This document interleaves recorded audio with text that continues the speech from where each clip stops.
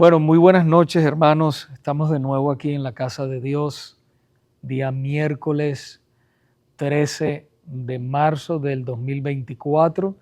Y bueno, y les tengo la buena noticia de que estamos cumpliendo, por la gracia de Dios, 4 años de esta Iglesia Bautista Reformada, Tiempo con Dios, para la gloria de Dios.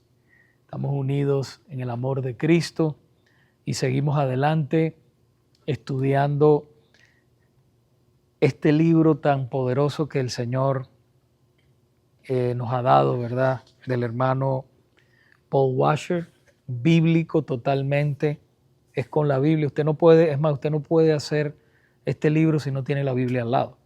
Entonces, por eso es una ayuda tremenda. Y lo mismo con la confesión de fe Bautista de Londres de 1689, sucede lo mismo, lo hacemos con la Biblia. La Biblia es nuestra regla de fe, la Biblia está primero por encima de cualquier libro. Pero estas son herramientas que Dios nos ha dado con estos hermanos, estos teólogos, hermanos que han dedicado su vida a estudiar, porque no podemos echar a un lado, ¿verdad? Lo que Dios ha hecho, ¿verdad? Dice la palabra del Señor que Él ha levantado maestros para enseñar a la iglesia. Entonces, podemos estar confiados de que estos hermanos han dedicado su vida, pero siempre, por eso cuando yo comienzo a predicar la palabra del Señor, también siempre digo, ¿verdad? Traigan su Biblia porque el pastor se puede equivocar. Igualmente los libros, cualquier libro. La palabra de Dios es infalible. Nosotros no. Nosotros nos podemos equivocar. Entonces, bueno, vamos a poner esta clase en las manos del Señor. Padre, en esta noche te damos gracias por la oportunidad que nos das una vez más de enseñar tu palabra. Pedimos que de una manera clara y precisa tú me uses, por favor, una vez más, para traer crecimiento a tus hijos y aún a mí mismo. Espíritu Santo, sé el maestro en esta noche y ayúdanos a entender y a comprender un poco más tu palabra. Tu palabra nos cale profundo en nuestras almas y podamos nosotros crecer más en el conocimiento tuyo para ser los hijos que tú quieres, Señor, en esta generación que lo necesita tanto. En el nombre de Jesús. Amén. Bueno, hermanos, estamos estudiando la lección número ya 44. Nos quedan 3 lecciones más y terminamos este libro. Llevamos más de un año estudiando este libro, conociendo al Dios vivo, por el hermano David Paul Washer. Y es muy posible que vamos a entrar con el nivel 2 del libro de él. Él tiene hasta el 5, hasta el nivel 5. Imagínense. A mí me parece muy bueno. Mucha gente opina lo mismo. Inclusive personas que no vienen a la iglesia han venido y se han llevado el libro, lo han comprado y yo sé que ha sido de bendición para ellos también. Porque no, como decíamos al principio, no puedes hacer este libro sin tener la Biblia a un lado. Entonces, la palabra de Dios es la que cambia realmente. Entonces, vamos a estudiar hoy, a comenzar, porque esta clase es un poco larga. Esta clase tal vez tenga parte 2 y parte 3, pero yo voy a tratar de cubrir lo que es el tema de el Hijo nuestro Salvador. ¿Okay? La clase se llama La obra salvadora del Hijo, parte 1. Parte 1. Y comienza diciendo la clase ahí en la página 279, que habiendo considerado la obra salvadora de Dios, ¿se acuerdan la clase pasada que estudiamos la obra salvadora de Dios, con un énfasis especial en la obra del Padre? Ahora consideraremos la obra salvadora de Dios, el Hijo. ¿Cuántos saben que Jesucristo es Dios? Hay gente que dice que no es Dios, pero Jesucristo es Dios también. Dios el Padre, Dios el Hijo y Dios el Espíritu Santo. Entonces continúa diciendo, las verdades que veremos al estudiar este tema en esta lección y las siguientes son, número 1, esencialidad de la obra del Hijo. Número 2, la disposición del Hijo de cumplir el plan que el Padre preparó antes de la fundación del mundo. Pero fíjese que dice la disposición del Hijo. El Hijo quiso venir. ¿Sabía el Hijo lo que le iba a tocar? ¿Él sabía lo que le iba a tocar? ¿Sí o no? ¿Seguro? Exactamente, él sabía. ¿Por qué lo sabía? Ajá, sabe el plan, pero ¿cómo se dice eso teológicamente? Lo hemos estudiado. Está cerca. Omnipotente es que todo lo puede. Omnisciente es que todo lo sabe. Omnipresente es que está presente en todos lados al mismo tiempo. Ese es Dios. ¿Ok? Y eso es hermoso, que vamos a estar hablando también no hoy, pero si Dios quiere el domingo, vamos a hablar de esa omnipresencia que tiene el Señor también en todos lados cuando celebramos los cultos de adoración, ¿verdad? El domingo, cuando ministramos la Santa Cena, que es un medio de gracia, no solamente es un recordatorio de lo que Él hizo por nosotros, ¿verdad? Sino que también es un medio de gracia. Y vamos a hablar de los detalles, y el Señor está ahí alimentándonos, ¿verdad? A través de su Santo Espíritu.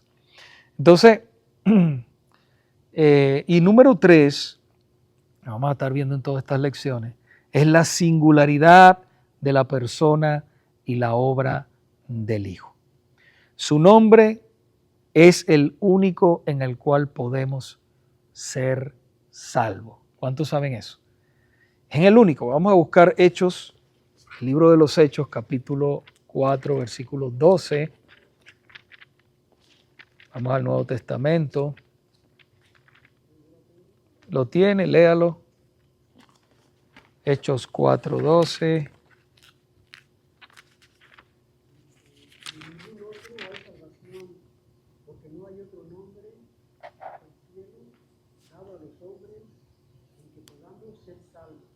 Exactamente, dice que en ningún otro hay salvación, porque no hay otro nombre bajo el cielo dado a los hombres en que podemos ser salvos. Y eso es importante que usted hasta marque eso en su Biblia, si puede marcarlo. ¿Por qué? Porque hay gente que dice, ¿verdad?, de que hay salvación en en el otro, ¿verdad? Hay salvación en María, hay salvación en el Buda, en el otro no. La Biblia claramente nos dice que en ningún otro hay salvación. En ningún otro.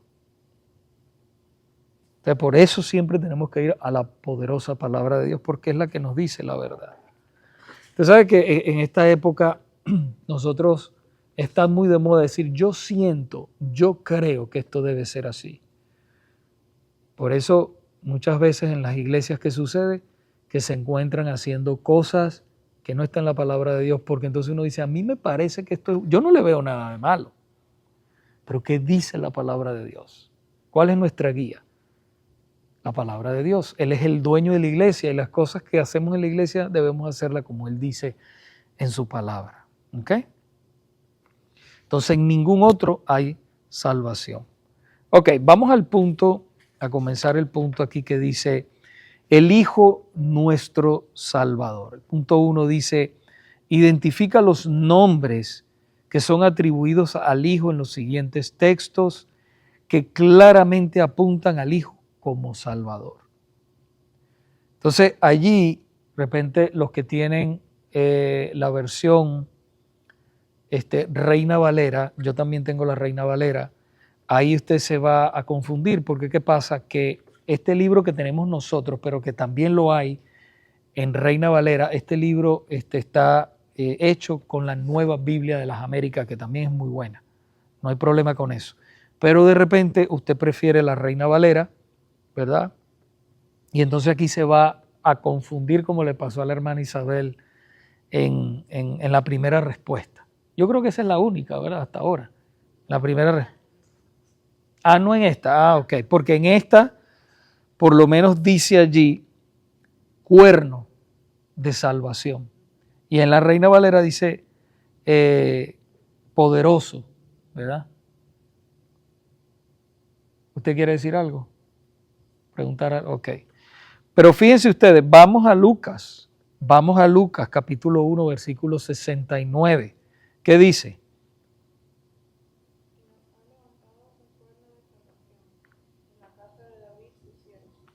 ¿Esa es la Reina Valera o la nueva de las Américas?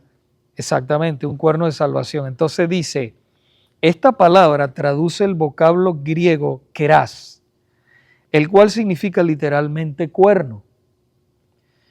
En el reino animal, el cuerno es tanto un medio de defensa como de ataque, ¿verdad? El cuerno en el reino animal es así. Vemos un chivo, vemos un toro y se defienden es con el cuerno, ¿verdad que sí? Así que era usado con frecuencia figurativamente. Fíjense que eso es figurativamente. Es como cuando el Señor decía, yo soy la puerta. ¿El Señor es una puerta? No, está hablando figurativamente. Yo soy la puerta. El que por mí entrare será salvo. Entonces ya entendemos que el que acepte a Cristo como su Salvador, crea en Él, será salvo. Pero no es que Él sea una puerta. Yo soy la vid verdadera. Él es una vid. No es una vid. Entonces lo está hablando de una manera figurativa, ¿ok? Ajá, yo soy el camino. Él es el camino, sí es el camino, pero Él es un camino. Sabemos que Él es el único camino, pero no es un camino como tal, ¿verdad? Ok. Entonces, figurativamente en las escrituras del Antiguo Testamento para denotar poder y fuerza. Eso lo podemos ver en el libro de Samuel, capítulo 2, versículo 1, el versículo 10, segunda de Samuel, capítulo 22, versículo 3, en los Salmos, por ejemplo, el Salmo 18, 2, el 89, 17, versículo 24 del 89, el Salmo 132, 17 también. Eso lo podemos leer después y ya seguramente usted lo leyó porque la forma en que trabaja esta clase es así. Usted estudia en la casa y aquí venimos a repasar. Entonces continúa diciendo, la salvación del hombre caído está más allá de todo poder, excepto el poder de Dios. ¿Okay? La salvación del hombre caído está más allá de todo poder, excepto del poder de Dios. Cristo, como Dios, posee más que la fuerza necesaria para ganar y preservar nuestra salvación. Fíjese que dice ganar, porque Él es el que salva, y preservar, porque Él es el que la preserva. Después que usted es salvo para siempre. Usted no va a perder esa salvación. ¿Ok? ¿Por qué? Porque si usted la pudiera ganar, entonces usted la pudiera perder. Pero no la puede ganar ni la puede perder. Es una obra absolutamente de Dios. ¿Se acuerdan que estábamos hablando de eso? Monérgica. ¿Se acuerdan que hablábamos de eso? Que es solamente mono, de que es solo Dios, uno. Uno, o sea, Dios es el que salva, usted no participa en eso. Lo único que usted hace es arrepentirse y creer. Pero es algo que Dios, Espíritu Santo, hace previamente en su corazón, lo regenera primero y entonces ahí es donde usted dice sí. De eso hemos hablado muchísimo, ¿verdad que sí? O sea, Dios es el que salva. Entonces nosotros estamos en eso, en esa oración, somos participantes y vamos a hablar de eso un poquito más adelante, de lo que Dios está haciendo en el mundo. Tenemos ese privilegio de ser sus ojos, ser su boca, ser sus pies, somos sus instrumentos, ¿okay? En este plan de salvación. Eso es algo grandísimo. Entonces el punto B nos dice, ¿verdad? Salvador. El Salvador del mundo. Pero fíjese usted que mucha gente del mundo, entonces la gente piensa, ok, Dios va a salvar a todo el mundo. Y vemos claramente en las Escrituras que no todo el mundo se salva. Es más, lamentablemente con todo el pesar, ¿verdad?, de mi corazón, hay gente que se va todos los días a una eternidad sin Cristo. Se pierden, se van al infierno sin Dios. Y esa es una realidad, eso es todos los días sucede eso.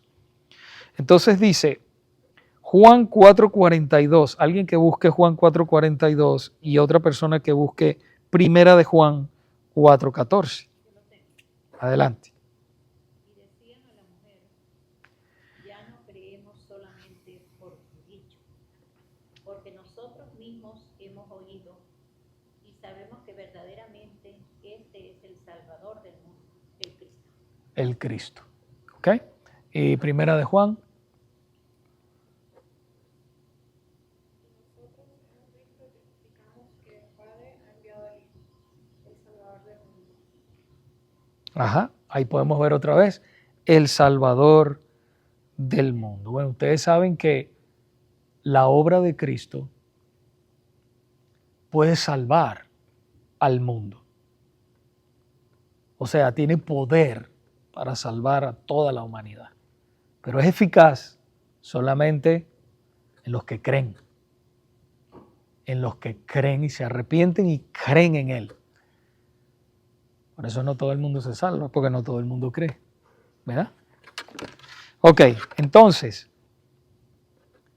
sería muy erróneo, continúa diciendo, interpretar este título como un argumento para el universalismo. ¿Qué cree el universalismo? Es la creencia de que toda la humanidad será salva al final. Y eso no lo enseña la Biblia. Antes bien, nos enseña que la obra salvadora de Cristo no está confinada a un solo grupo étnico o área geográfica, sino que es global en su eficacia. Quiere decir que el Señor, los universalistas dicen que todo el mundo se va a salvar al final. Pero realmente lo bíblico es que Dios sí va a salvar a muchas personas, ¿verdad? Pero no a todas, pero sí de diferentes etnias. ¿Ok? Va a salvar a mexicanos, a colombianos, a cubanos. Así, lo vemos aquí en la iglesia, ¿verdad? Que tenemos de diferentes partes del mundo. Ok, va a salvar a chinos, y lo hace, y lo está haciendo, lo ha hecho, lo está haciendo y lo va a hacer. Lo va a seguir haciendo hasta que Cristo vuelva. Ok, pero eso no significa que absolutamente todos van a ir al cielo. Contradice todas las escrituras, porque si no, Cristo no hubiese hablado, ¿verdad?, de lo que es el infierno. Y Él habló del infierno. ¿Ok? Entonces, en la página 280, hermanos, el punto C dice nuestro Salvador. Veamos a Tito capítulo 3, versículo 6. El que lo tenga, por favor.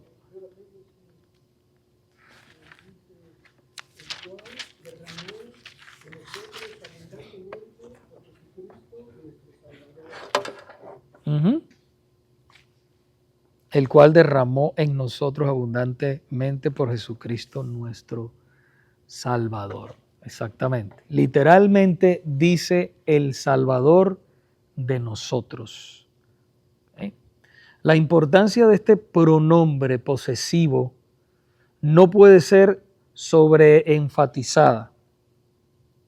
Al menos 2 veces son comunicadas aquí. Número 1, el Hijo es el que salva. ¿Quién es el que salva? El Hijo. Y nosotros somos los salvados. ¿Verdad? Él es el que salva, nosotros somos los salvados. La salvación es su obra, es obra de Él. Y nosotros somos los recipientes, o en otras palabras, los beneficiarios de esta, los rescatados, los redimidos. Eso es lo que significa redención, rescate. Nos ha rescatado. ¿Nos ha rescatado de qué? Del infierno, de la ira de Dios, de ir a la condenación eterna. Por eso estamos agradecidos enormemente por eso, ¿verdad? O una de las razones por las que yo diría la más importante, ¿verdad? Porque de irte a la condenación eterna es la más importante, ¿no? Pero dice la palabra que Él lo hizo porque Él nos amó primero. No que nosotros hayamos amado a Dios. Porque si somos sinceros, nosotros realmente en nuestra carne y en nuestra naturaleza, nosotros aborrecíamos a Dios.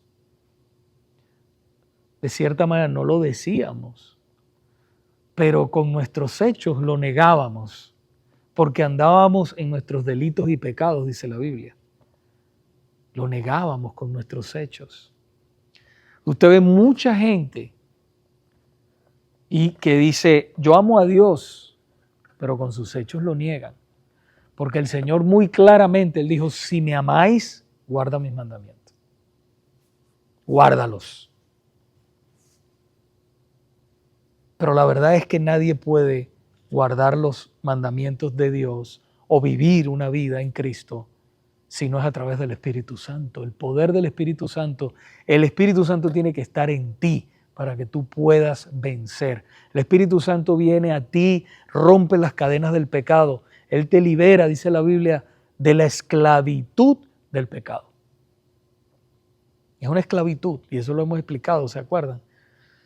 Ya nosotros no estamos atados al pecado, ya el pecado no reina en nosotros.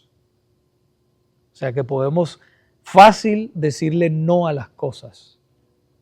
Ahora, si usted descuida los medios de gracia, entonces usted va a caer rápido en el pecado.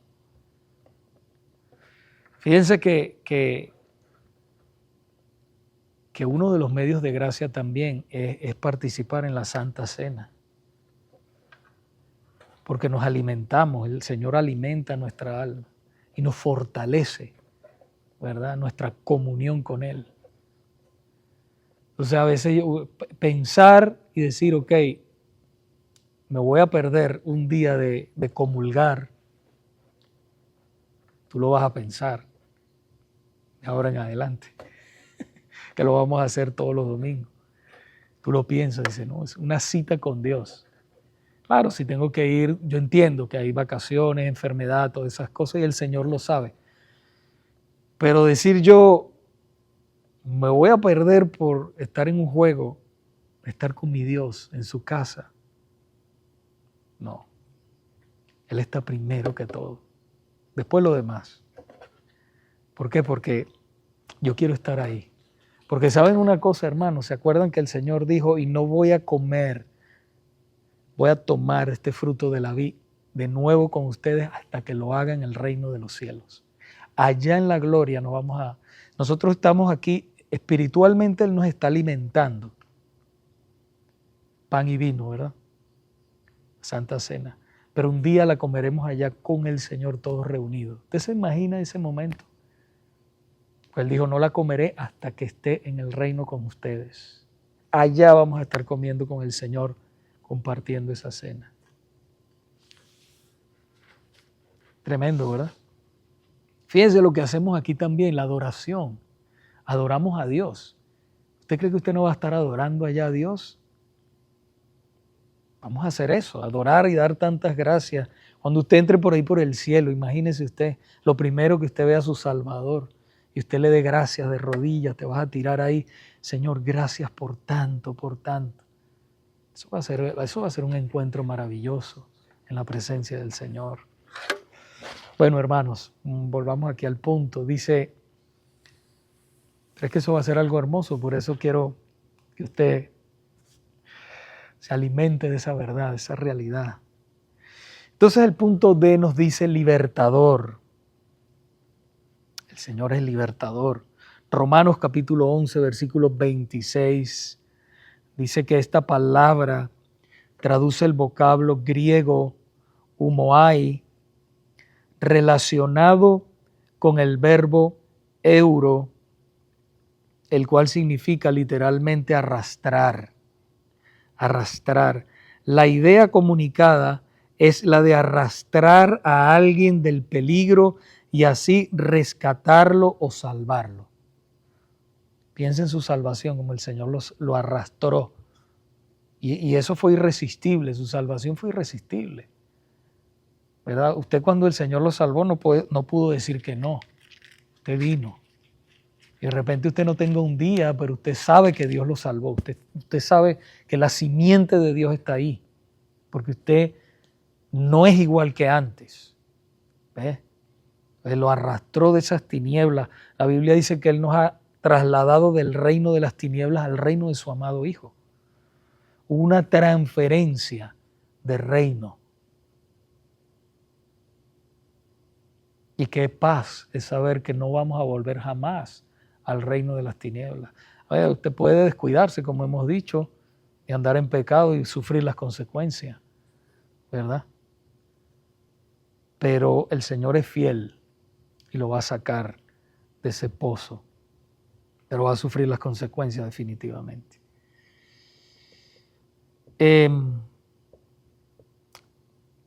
Entonces dice la importancia de este pronombre posesivo, Romanos 11:26, me fui al de arriba, Romanos 11:26, ¿qué nos dice?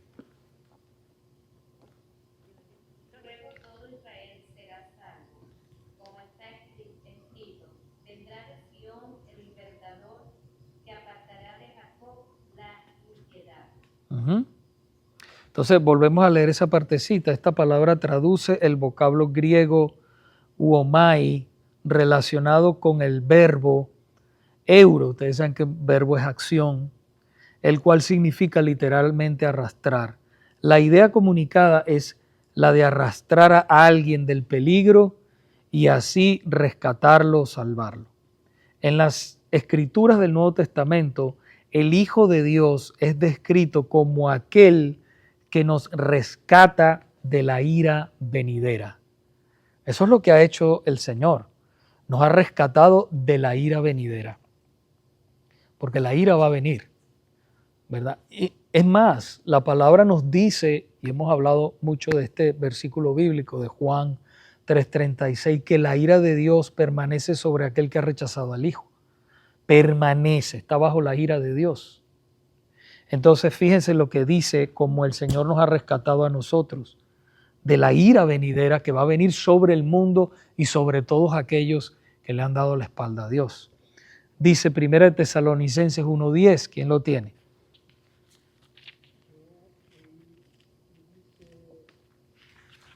Y esperar de los cielos a su Hijo, al cual resucitó de los muertos, a Jesús, quien nos libra de la ira venidera. Ahí está, quien nos libra de la ira venidera. Entonces, de nuestro cuerpo también de muerte. Vamos a ver Romanos 7, 24 y 25. Ahí donde el apóstol dice, ¿quién nos librará de este cuerpo de muerte? Léalo a alguien, por favor.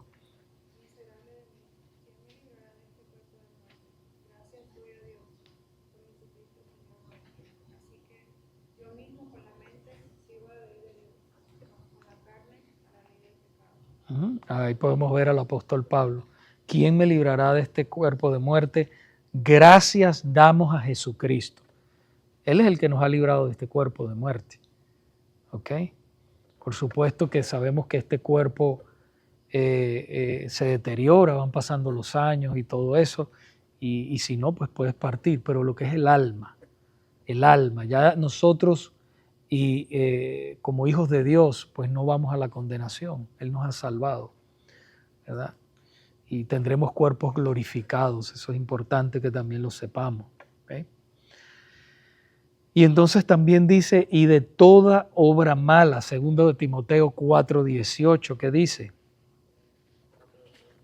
El Señor me librará de toda obra mala, me preservará para su reino celestial. A Él sea gloria por los siglos de los siglos. Exacto, me preservará. ¿Ok? Él nos ha librado de toda obra mala de Satanás. Como Dios y hombre, el Hijo es el único cualificado para salvar a su pueblo. Como Dios y como hombre. Porque por eso Él tuvo que venir y encarnarse y morir en la cruz del Calvario. Jesucristo fue 100% Dios, 100% hombre. El único que podía pagar por ti y por mí. ¿Okay? Para llevarnos a Dios. Entonces, vamos al punto número 2. Dice en Lucas capítulo 4, versículo 14. Vamos al Evangelio de Lucas. Capítulo 4, del 14 al 21. Si alguien lo tiene, lo puede leer. ¿Sí?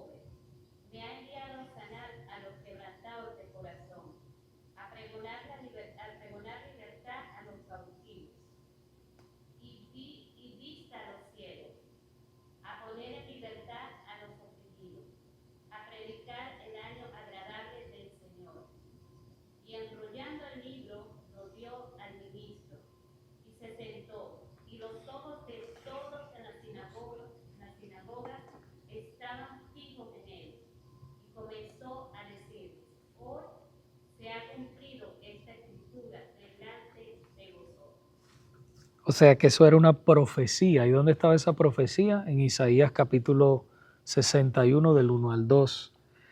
Dice, Lucas registra la iniciación del ministerio público de Jesús. Algunos no creyeron en ese momento, ¿verdad? Históricamente, si usted imagínese una sinagoga, ¿verdad? Antiguamente una sinagoga tenía que ser compuesta, por lo menos tenía que haber 10 hombres para ser formada una sinagoga. Pero ahí a lo mejor había más de eso, 10 hombres o más, pero eso era lo mínimo para formar una sinagoga.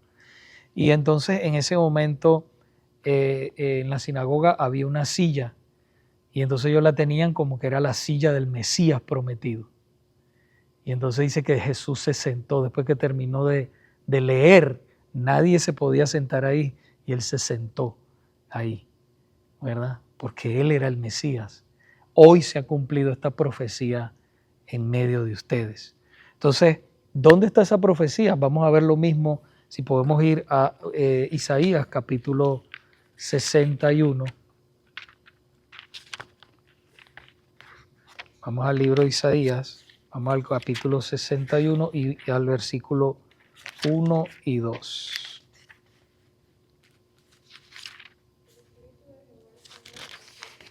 Uh-huh.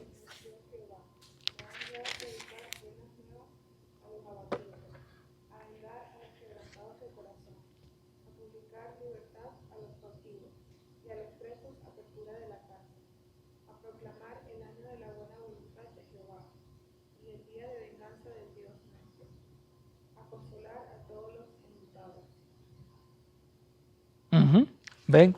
Y entonces aquí, después en el rollo de Isaías, eso es lo que lee el Señor ya en el Nuevo Testamento, lo que estamos leyendo en Lucas. ¿Ves? Y entonces después Él dice que enrollando el libro, ¿verdad? Desde Isaías, enrollándolo porque antes eran pergaminos, acuérdense de eso. No eran libros como hoy en día nosotros tenemos, todos así encuadernados y ordenados. Es más, no tenían ni capítulos ni versículos. Nosotros la tenemos más fácil, era completo. Y entonces el Señor dice que enrollando el libro lo dio al ministro, porque la sinagoga tenía su ministro también, lo dio al ministro y se sentó. ¿Dónde se sentó? En la silla del Mesías, ¿verdad? Ahí se sentó. y los ojos de todos en la sinagoga estaban fijos en él. Y comenzó a decirles: hoy se ha cumplido esta escritura delante de vosotros. Él, ahí estaba ya el Mesías, y comienza su ministerio en ese momento. Qué tremendo, ¿verdad? Qué hermoso. ¿Okay? Todo es un plan de Dios. Y fíjense que Isaías, si no me equivoco, él profetizó de la venida de Cristo por lo menos unos 500, 600 años, creo, más o menos, antes que el Mesías apareciera. Perdón, 700 años, si no mal recuerdo. Antes de que apareciera, viniera, se encarnara Jesús, el Mesías. ¿Okay? Y entonces podemos ver cómo todo se cumple, toda la palabra de Dios se va cumpliendo. Y se ha ido cumpliendo y se va a cumplir lo que falta por cumplirse, su segunda venida. Ok, entonces, ¿qué nos dice este texto? Estoy ahí en el punto número 2. ¿Qué nos dice este texto acerca del propósito salvador, de la encarnación y el ministerio terrenal del Hijo? ¿Qué nos dice? ¿Qué pusieron ahí? El Espíritu de Jehová, el Señor, está sobre mí. Ajá. Porque me ungió Jehová. Me ha enviado a predicar buenas nuevas a los abatidos, a vendar a los quebrantados de corazón, y a publicar libertad a los cautivos y a los presos, y la apertura de las cárceles. Bueno, lo mismo que dijo. Ok, sí, esa es la... que Él vendría a dar buenas nuevas y todo, a los pobres. Comenzó todo eso, pues el plan de salvación a manifestarse, ¿verdad? Ya en el Nuevo Testamento. Aunque el plan de salvación, el Señor también salvaba antes. No se nos olvide eso. ¿Por qué? Porque en el antiguo pacto ellos ponían la fe en un Mesías que todavía no había venido. Nosotros ponemos la fe en el Mesías que ya vino. ¿Ok? Entonces, la nota dice, la palabra ungido traduce el verbo griego río y el verbo hebreo mashar, del cual se deriva el título Mesías o ungido. En el Antiguo Testamento los sacerdotes, reyes, eran ungidos con aceite como señal de su divino nombramiento o comisión. El Espíritu Santo ungió al Hijo como Mesías, quien proclamaría y también llevaría a cabo la salvación del pueblo de Dios. ¿Okay? Lo ungió, ¿verdad? El Espíritu de Dios. El Espíritu Santo ungió al Señor. Entonces el punto número 3 dice, según los siguientes textos del Evangelio de Lucas, ¿qué nos enseña Jesús sobre su misión? ¿Por qué el Hijo de Dios se hizo carne y habitó entre los hombres? ¿Por qué? Según Lucas 5, 31 y 32. ¿Por qué se hizo carne? A ver, y habitó entre los hombres. ¿Por qué? Nadie. Respondiendo Jesús les dijo, los que están sanos no tienen necesidad de médicos, sino los enfermos. No he venido a llamar a justos, sino a pecadores al arrepentimiento. Entonces, ¿por qué? ¿Por qué el Hijo de Dios se hizo carne y habitó entre los hombres? Para llamar a los pecadores al arrepentimiento. Inclusive, ¿se acuerdan que él cuando también comenzó el ministerio, él dijo, arrepentíos y convertíos? Arrepentíos y creed en el Evangelio. Eso fue Marcos 1:16, si no me equivoco. Arrepentíos y creed en el Evangelio, fue lo que empezó a decir. Entonces, la nota dice, Jesús no está enseñando que hay dos grupos de personas en el mundo, los pecadores que necesitan la salvación y los justos que no necesitan nada. Él simplemente está declarando el propósito de su misión ahí en ese momento. La salvación de los pecadores, eso es lo que él está. La salvación de los pecadores. El gran problema de los fariseos y los escribas, ¿verdad? ¿Se acuerdan que eran los líderes, torcían las escrituras y todo, ¿verdad? Era que no reconocían que también eran pecadores y necesitaban un médico. ¿Okay? Ellos no lo reconocían. Mucha gente tenían orgullo, ¿verdad? Y pues ese orgullo les cegaba el entendimiento, ¿verdad? Y hoy en día también mucha gente, hasta que Dios no abre el entendimiento, las personas no pueden entender. Realmente hay gente que tú le dices, tienes que arrepentirte y creer en Jesús como tu Salvador. Pero ¿arrepentirme de qué? Yo soy una buena persona, yo hago las cosas bien, no he matado a nadie y todo eso, sí, pero es que todos somos pecadores. La Biblia dice que todos hemos pecado, por cuanto todos han pecado, están destituidos de la gloria de Dios, de poderse relacionar realmente con Dios. Todos nacemos en pecado y necesitamos al Salvador, Jesucristo. Entonces, entonces, Lucas 19, 10, ¿qué nos dice?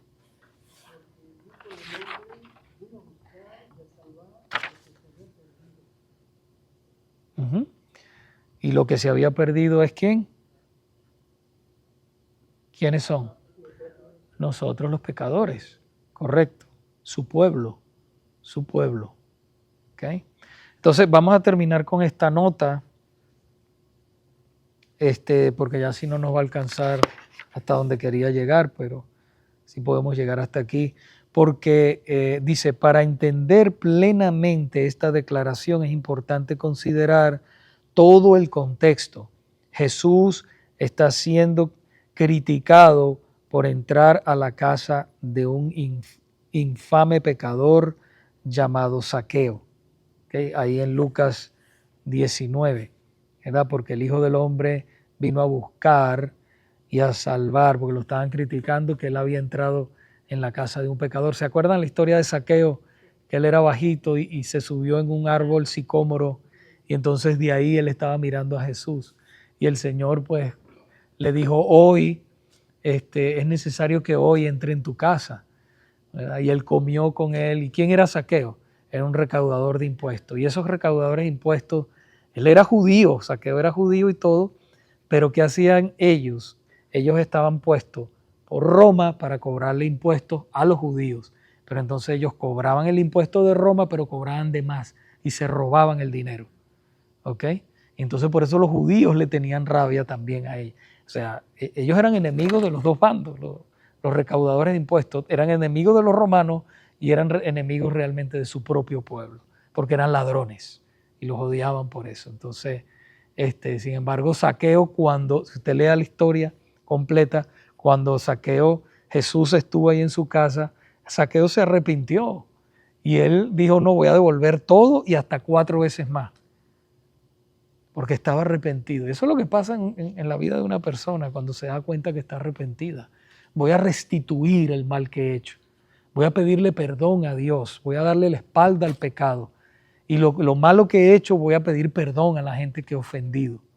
Ahí es donde tú ves un verdadero arrepentimiento en la gente. ¿Okay? Bueno, preguntas, comentarios para terminar en esta noche. Quedamos aquí en el punto 4. Recuerden eso, anótenlo por ahí, si me prestan a mí. Bueno, yo ahorita lo anoto, que quedamos aquí. Ajá, préstame el lápiz un momentico. Gracias. Aquí lo vamos a anotar. ¿Alguna pregunta, comentario? ¿Está todo claro? ¿Sí?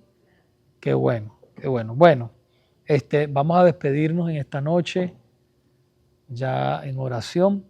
Le damos gracias a todos por haber estado aquí. Sigan orando, por favor, por todo, por la iglesia, por todo lo que está sucediendo, por las personas nuevas que ustedes ven que vienen a la iglesia. Oren por ellos.